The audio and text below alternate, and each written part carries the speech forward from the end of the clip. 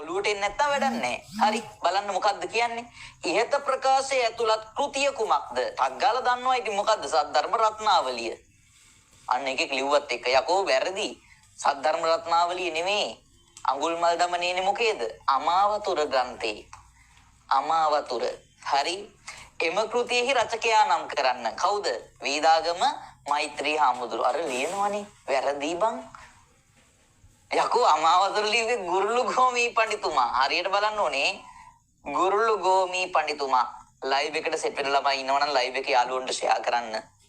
Live එකට set ළමයි ඉන්නවනම් ලයිව් එකේ යාළුවන්ට ෂෙයා කරන්න. හරි.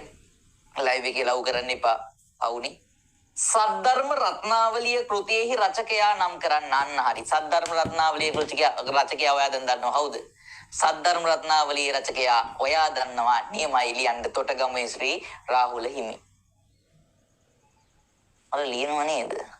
යකෝ සද්ධර්ම රත්නාවලිය ලිව්වේ ධර්මසේන හිමි. දන්නවනම් එහෙම උඹලම ලිව්වා කියලා. ධර්මසේන හිමි. ධර්මසේන හිමි.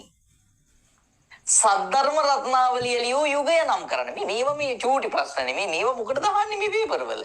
සද්ධර්ම රත්නාවලිය රචනා වූ යුගය මොකක්ද කියලා අහනවා. ඉතින් ඕනෙම කෙනෙක් දන්නවනේ පුතේ කුරුණෑගල යුගය කියලා. අන්න ලියනවා. යකෝ මම බොරු කියන්නේ. හරි එක අහගනින්. යකෝ සද්ධර්ම රත්නාවලිය ලියුනේ පුතේ දඹදෙනි යුගයේ. ලියන්න දඹදෙනි යුගය. හරි. යට